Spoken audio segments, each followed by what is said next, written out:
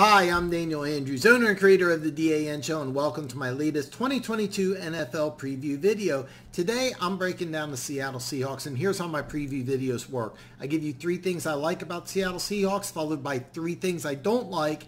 Then I break down the schedule, go over the yearly win total odds, and at the end, I reveal if I am going to put action down on the Seattle Seahawks. If this is your first time here, I just got to ask you one simple question.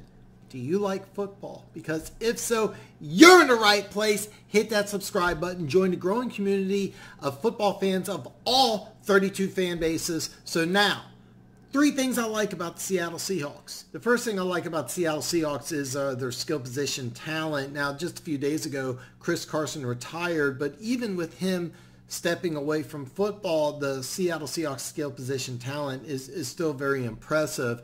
DK Metcalf and Tyler Lockett are individually both number 1 wide receivers in the NFL, but together they're exceptionally dangerous because they do 2 completely separate and different things.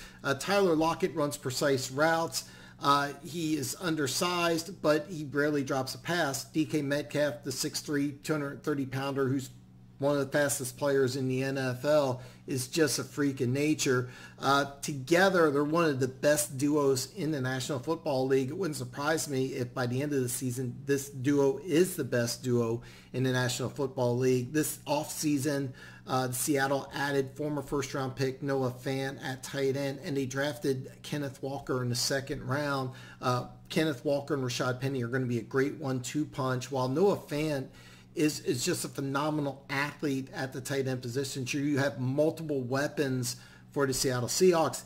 The second thing I like about the Seattle Seahawks is switching defensive schemes. Since Pete Carroll took over as a head coach of Seattle in 2010, they've run a pretty simplified 4-3 scheme. Now, from 2012 to 2015, they were number 1 in scoring defense, and Ken Norton was the linebackers coach for 3 of those years before taking over as defensive coordinator for a couple of years with the Oakland Raiders. He came back in 2018 to be the defensive coordinator, and he ran the same system. However, without the Legion of Boom talent, the defense just wasn't as good. Bottom line, when you have a simplified defense and you have a ton of Hall of Fame or future Hall of Fame players, it's one thing, but when you have a simplified defense and you don't have great talent surrounding you, it's completely different. Seattle brought in Sean Desai, the defensive coordinator from the Chicago Bears, worked with Vic Fangio for several years, and newly promoted Clint Hurt to bring a more complex, multidimensional defense. This should have been done years ago. And while there may be some growing pains, is that by the end of this season, the defense will be better than it was at the end of the 2021 season. The third thing I like about the Seattle Seahawks is their organization. Pete Carroll is the coach. John Schneider is the general manager. However, Pete Carroll does have personnel decisions, which is very unusual, but it's worked very well for the last 12 years. Pete Carroll's first 2 years, he went 7-9, but his first year, they won the NFC West, went to the playoffs, beat the Saints, who won the Super Bowl the year before, in the playoffs. And then from 2012 to 2020, they had double-digit wins every single year, except for 2017, where they went 9-7. Lifetime, Pete Carroll is 119, 73-1. I'm sorry, not lifetime, but just with the Seattle Seahawks. And he does have a winning record in the playoffs, 10-8, 2 Super Bowl appearances, 1 victory.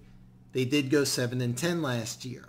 However, this is one of the best coaching staffs, or one of the best head coaches, one of the best football executives in John Schneider, and the estate of Paul Allen really doesn't get involved with running the Seattle Seahawks. So bottom line, this isn't just one of the best football organizations, it's actually one of the best sports run organizations, and I think that's key because there's been consistent success with this model.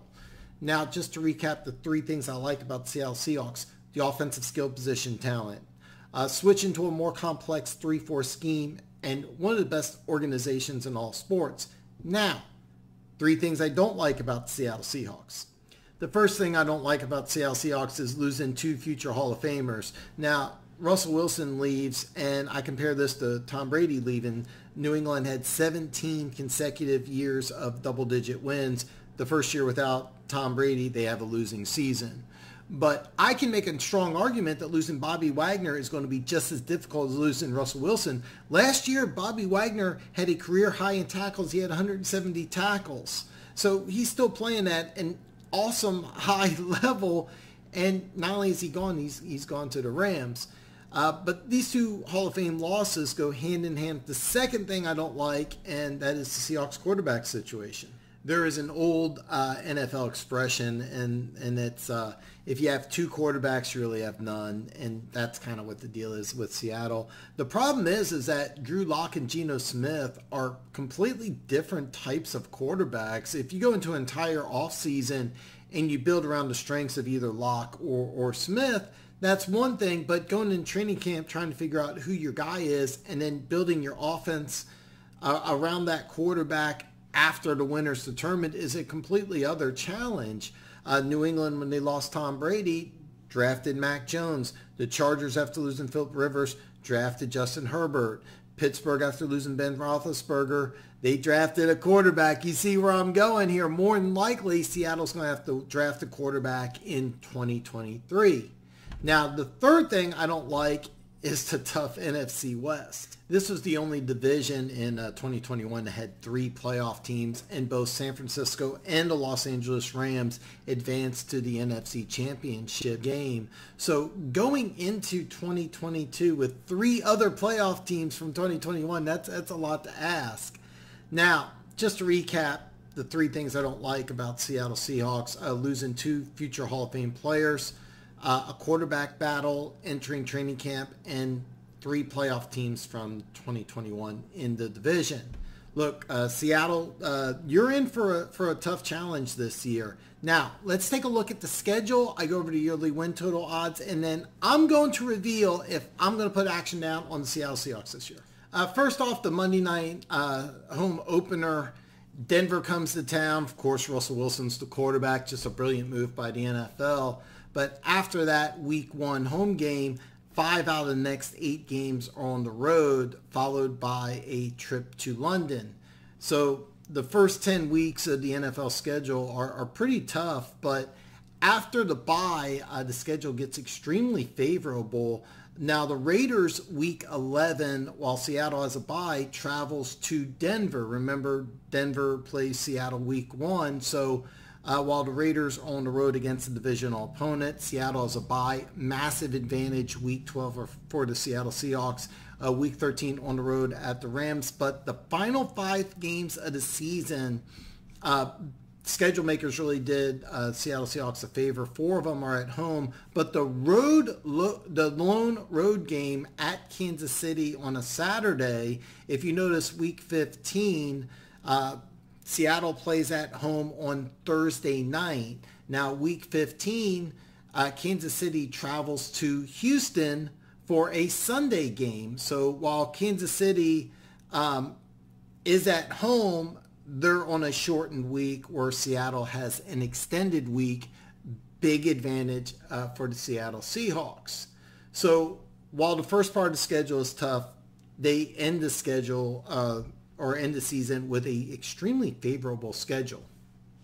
Now, the yearly win total odds while I'm doing this video at Barstool is 5.5. Caesars is at 6. Currently over 5.5 at Barstool is -143, while Caesars at 6 is +110. So I'm really going to monitor this because I like Seattle to get the 6 wins. I really do. Mainly because I really believe that after the bye, that 7-game stretch, I think that they're going to go at least 4-3 in that 3-game stretch. I really think there's a strong possibility you can get 4 wins. By the way, playing the Rams late in the season, you might luck out. There's 2 things about the Rams. 1, they don't have a ton of depth. And 2, week 18, they may be resting starters. So if you do bet the over, that's something that kind of favors you. And I really do like the over here. Now, this is my opinion.